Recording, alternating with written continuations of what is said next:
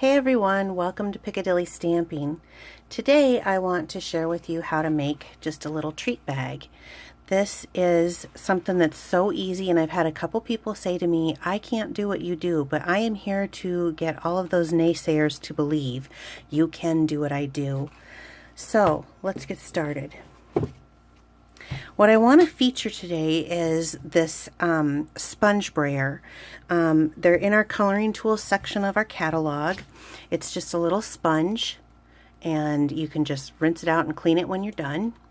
And I found that it does a lot of really cool effects, and one of them that I'm really liking right now is an ombre effect.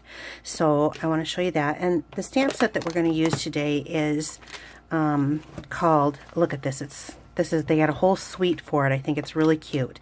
It's called Happy Birthday Gorgeous, and it's a photopolymer set, and you can see mine's getting some love on it. But it is, what I like about the photopolymer is that you can stamp the image like you can stamp this image, and then you can color it in with this image. So having them being clear, you can see through it to line it up, and I think that's great. Plus, I love this set. It has a bunch of different sayings on it, and congratulations, happy birthday to you, plus happy birthday, make a wish, I love you, party time, it's your birthday.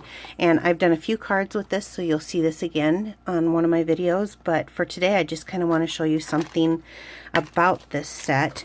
If you buy this set, and you'll see down here on the bottom page, you can save 10% on this bundle. It comes with this really cute Thinlits die that says happy birthday, which looks like this. And so this you run through your big shots, and it'll cut out an image. And I had an image right here. I did right here. So today I'm just going to use a white image because I want to show you this technique. But 10% off on the die and the birthday set. It is one that I have gone to several times. I've done quite a few things with it. So definitely a good investment. But wait till you see what I'm going to show you today. So I'm going to start off. This is the grid paper that we have. But yet I kind of, if I have scratch paper around, I kind of use scratch paper because I like to save my grid for like when I'm lining up stuff. So I've got to stick a piece of scratch down, and I'm going to be using Lemon Lime Twist, which is one of my newest, it's one of the new in colors this year, and it's probably one of my favorites. It's, I don't know, it's a green, but it's a yellow green, and as you can see from the little box that I did, I mean, it just depends on how much you put on it, I guess, which is exactly what I'm going to show you today, is how to do this ombre technique. So with this sponge brayer, and I want my bottom darkest, so I'm going to put that, you know, I'm right-handed, so I'm going to put it so that I can use it, and there's nothing in it right now, and I'm just going to take the sponge brayer, and you just roll it over like a regular brayer, but it has kind of a neat effect. It's a little, I don't know what the word I'm looking for. Okay, so we're going to move on since I didn't come up with that. But I like to start at the bottom because I want the bottom darkest. So I just start moving up the card, and the edges tend to get darker, so that's another reason why I start at the bottom, and then I just kind of move up the card, and you see it's darker at bottom and it's not at the top. Come back, add more color to my brayer.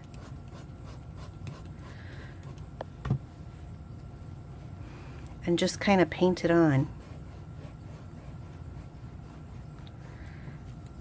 Flip it over because you can see the color kind of grabs on those edges.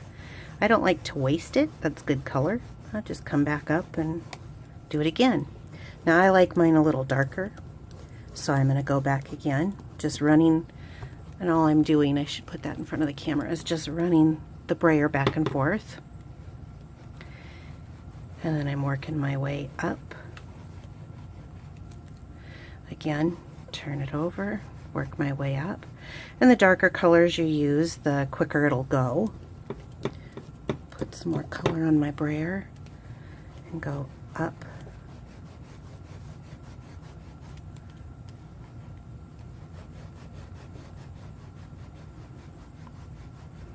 Now let me just stop here. You can see it's getting that ombre effect, so it's darker here and lighter up at the top. I love it, I love it, I love it. And I don't know if you can see the little flecks in the video or not, but that's it gives it like a little texture, maybe is the word I'm looking for. So, perfect. That was exactly what I had went for. Didn't take that much.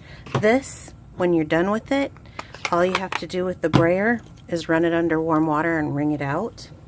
But I'm going to set that aside for a moment. And then I'm going to show you the box, because what I do is I have our handy dandy little scoring tool, and I've taken a regular sheet of paper, 8.5 by 11, and I cut it in half at 5.5, and I literally put it on here and I score 1 inch down. We have a little score tool, and I score it. You just line it up with the 1 inch. Got to get my paper straight. Score it down, flip it over, do the exact same thing, and then flip it over to the short end. And let me make sure I have the exact measurements. I did it at 3.5 and 5.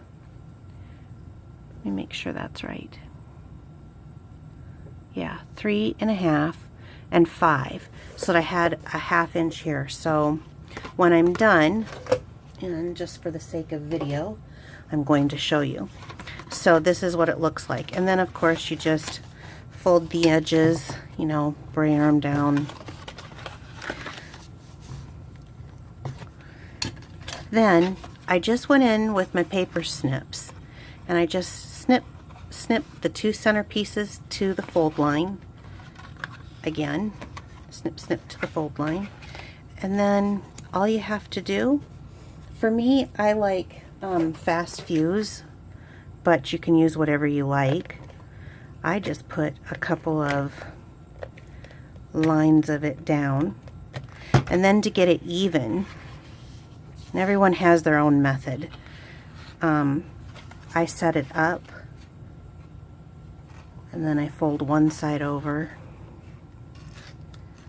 and then the other side over, and I'm just going to use my little score tool to make sure I got those attached. That fast fuse is actually very, very sticky, and it's good for these little boxes. And then what I did on this one is I just do fast fuse up the edge, or there is tear and tape.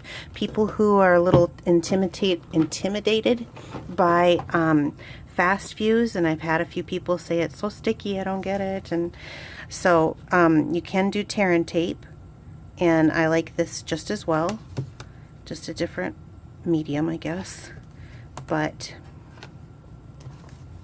easy. Then all you do is peel that off. Sure, I say easy and then I can't get it off. There you go. And then again, bring that side up. And I really do believe in setting it down, because then it seems like I get them straighter, and I want to put this in the video. Run it up the side just as I say that.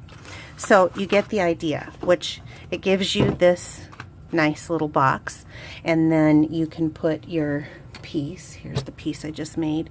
You know, I just glued it down, and I used a little bit of the green Tombow glue and glued it down, and then I added a couple embellishments with it. I added a little bit of shred in there. This, just to show you, I put in a little post-it note with a cute little doggy. You can put a little pen. I think this would be cute sitting on a coworker's desk, you know, when they get there in the morning, and let them know that you were thinking about them. And just to show you how easy it was, I made a card.